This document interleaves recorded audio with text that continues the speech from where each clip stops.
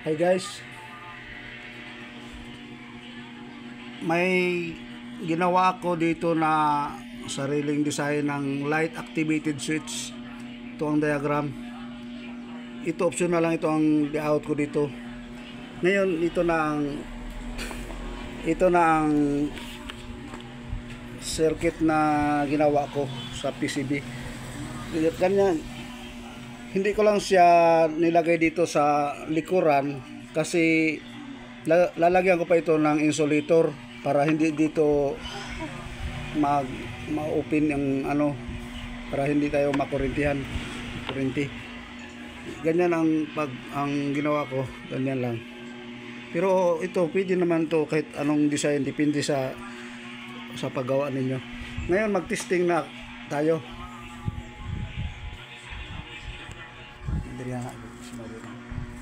Ito nakakonekto sa para sa plug direct na sa 220. Direct na ito sa 220. Hindi ito sa para sa solar kasi naka-design to pang 220. Tatakpan ko lang ito kasi mag-testing lang tayo, baka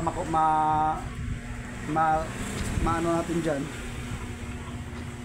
Ganyan lang. Pero ito ang ganito siya. Ngayon pag gabi na umilaw ang maglight itong ilaw na ito. Hindi pa kasi madilim ngayon kasi may araw pa ngayon. Tatakpan lang natin itong sensor dito.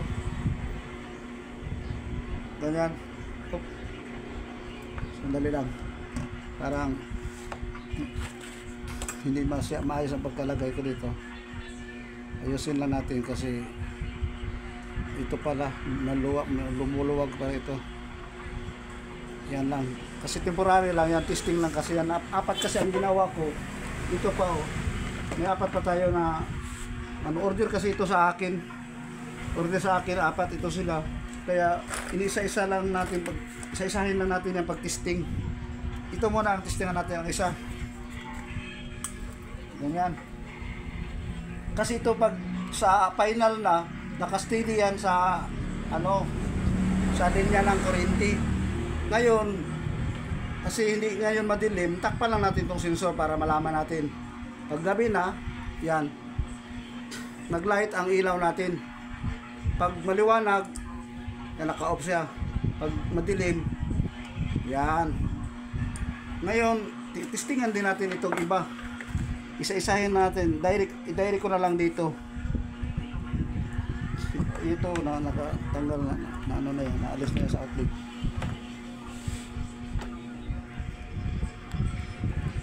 Ganyan lang. Tapos na ito isa. Dito na natin ilagay. Isa lang kasi ang testing kong bombilya. Itong lead bulb. Kaya lipat lang natin. Shout out nga pala sa nag-order ng switch na ito, circuit na to. Shout out kay by Tining Lastimosa, Florentino Lastimosa. Shout out. Bye. Yan, ito ang pangalawa. Testing natin. Takpan natin ito para ito nakasaksak na. Yan, takpan natin ito kasi maliwanag. Yan.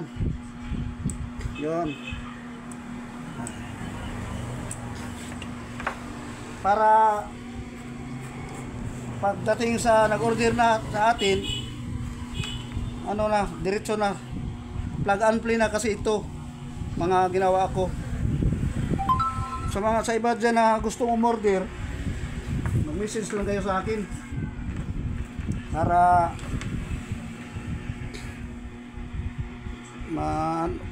natin ang mga order nyo.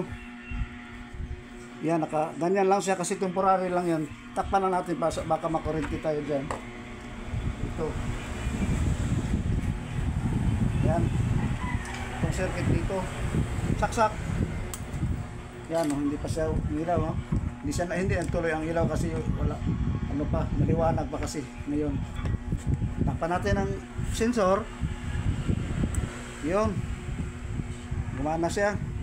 Pag alis, maliwanag na. Ganyan. Pag madilim na, yan. Okay, tanggal na naman. Ito ang last but not the least. Same circuit lang to sila.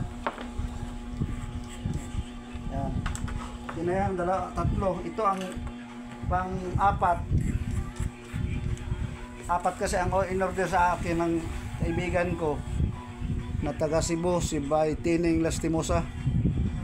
Kasama ko sa noong una. Kasama namin sa Karatido nakaraang mga panahon, mga taon. Yan o. Ito ang pang last testing. Saksak. Hop. Sandali lang. Check muna natin. Baka lumuluwag dito.